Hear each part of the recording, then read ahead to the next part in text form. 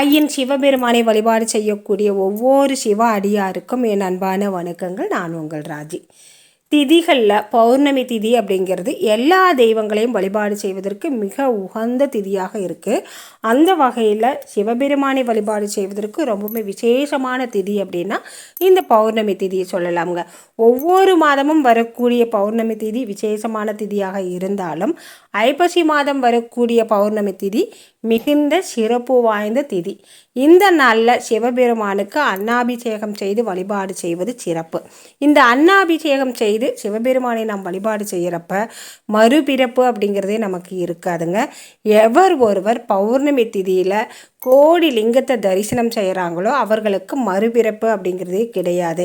வாழும் காலங்களில் சிறப்பான வாழ்வும் பேரும் புகழும் பெற்ற ஒரு நல்ல வாழ்வு அமையும். உடல் ஆரோக்கியமும் நீண்ட ஆயுளும் கிடைக்கும். எல்லாராலும் எளிதில் கோடி லிங்கத்தை தரிசனம் செய்ய முடியாது.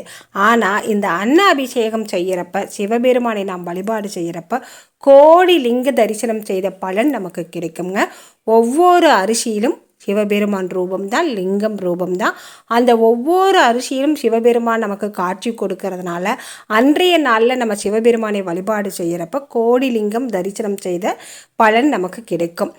அண்டத்தில் உள்ளது தான் இந்த பிண்டத்திலும் இருக்குது அப்படின்னு திருமூலர் சொல்லியிருக்கார். இந்த ஐம்பூதங்களுக்கும், அதாவது நம்ம உடலில் இருக்கிற இந்த ஐம்பூதங்களுக்கும் தலைவனாக இருக்கக்கூடியவர் யார் அப்படின்னா சிவபிரான் தான். நம்ம உயிர் வாழ்கிறதுக்கு, இந்த உலகத்தில் இருக்கிற அனைத்து உயிர்களும் உயிர் வாழ்வதற்கு உணவும் நீரும் கொடுத்த சிவபெருமானுக்கு நன்றியை செலுத்தும் விதமாக தான் இந்த ஐப்பசி மாத அன்னாபிஷேகம் நடக்குதுங்க. வாழும் காலமெல்லாம் நமக்கு உணவு கொடுக்கிற தலைவனுக்கு ஒரு நாளாவது அந்த உணவால் அபிஷேகம் செய்து அவரை நம்ம வழிபாடு செய்வது அப்படிங்கிறது நமக்கு மிகுந்த பலனை கொடுக்குங்க.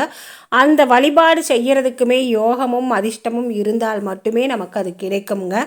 ஐயன் சிவபெருமான் அபிஷேக பிரியர் அப்படிங்கிறது நம்ம எல்லோருக்குமே தெரியும்.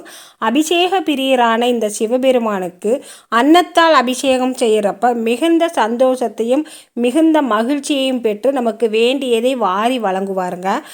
நெல்மணிகள் நிலத்தில் விழுந்து ஆகாயத்திலிருந்து கிடைக்கக்கூடிய மழை நீரை உறிஞ்சு வெப்பத்தால், அதாவது சூரிய வெளிச்சத்தால் உயிர் பெற்று காற்றால் கதிர் பிடிச்சு நமக்கு உணவாக கிடைக்கிறதுங்க. இந்த உணவு பஞ்சபூதங்களால் ஆனது, அதாவது ஒவ்வொரு நெல்மணியும் பஞ்சபூதங்களால் ஆனது. இந்த நெல்மணிகளால் கிடைக்கக்கூடிய அரிசியை கொண்டு சிவபெருமானுக்கு சாதம் வடித்து அதில் நெய் ஊற்றி அபிஷேகம் செய்கிறப்ப மிகுந்த சந்தோஷம் கிடைக்குங்க. அன்னாபிஷேகம் கோவிலில் மட்டும் இல்லை, நம்ம வீட்லேயும் செய்து வழிபாடு செய்யணும். வீட்டில் சிறிய அளவில் சிவலிங்கம் வைத்திருந்தோம் அப்படின்னா அந்த நாளில் புதன்கிழமை காலையில் நம்ம பிரம்ம முகூர்த்தத்தில் செய்கிறது ரொம்பவுமே சிறப்புங்க.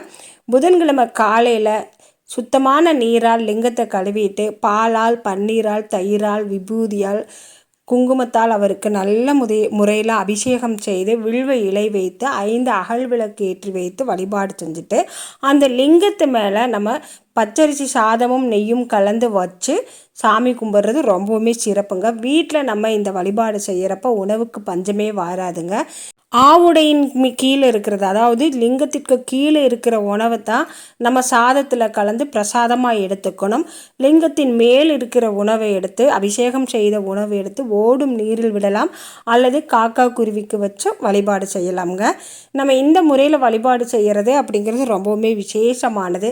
வீட்டில் சிறிய அளவில் சிவலிங்கம் இல்லை அப்படின்னு சொல்கிறவங்க சிவபெருமானுடைய திருவுரு படம் இருந்தால் அந்த படத்தின் முன்பு சாதம் லிங்க வடிவில் வச்சு வழிபாடு செய்யலாமுங்க.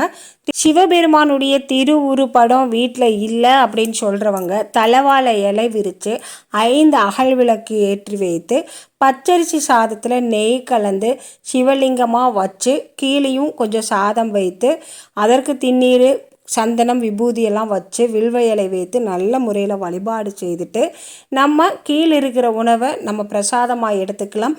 லிங்கமாக வைத்ததை காக்கா குருவி அல்லது ஓடுற நீரில் விடலாமுங்க. இந்த நாளில் சிவபெருமானுக்கு உரிய ஓம் லிங்கேஸ்வராய நமோ நமக என்ற மந்திரத்தை 108 முறை சொல்லலாம். அல்லது நமச்சிவாய நம என்ற மந்திரத்தை சொல்லலாம். சிவாய நம என்ற மந்திரத்தை சொல்லலாம். எந்த மந்திரம் சொல்வதாக இருந்தாலும் 108 முறை அல்லது ஒரு 54 முறையாவது சொல்லி சிவபெருமானை வழிபாடு செய்யுங்க.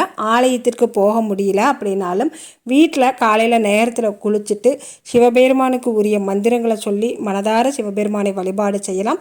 திருவாசகத்தை நல்ல முறையில் பாராயணம் செய்து சிவபெருமானை வழிபாடு செய்யலாமுங்க. சிவபெருமானை நாம் வழிபாடு செய்ய செய்ய நம் இல்லத்தில் சந்தோஷமும் மகிழ்ச்சியும் நிறைந்து இருக்கும். இந்த நாளில் நீங்கள் சிவபெருமானை நினைத்து 108 முறை சிவாய நம, நமச்சிவாய நம அல்லது லிங்கேஸ்வராய நம என்ற மந்திரத்தை, இந்த மூன்றில் ஏதோ ஒரு மந்திரத்தை 108 முறை சொல்லி சிவபெருமானை வழிபாடு செய்தால் கோடி கடனும் மறையுங்க. கடன் கரைந்து போகும், கஷ்டம் தீர்ந்து போகும், சந்தோஷமும் மகிழ்ச்சியும் குடும்பத்தில் நிலைத்து இருக்குங்க.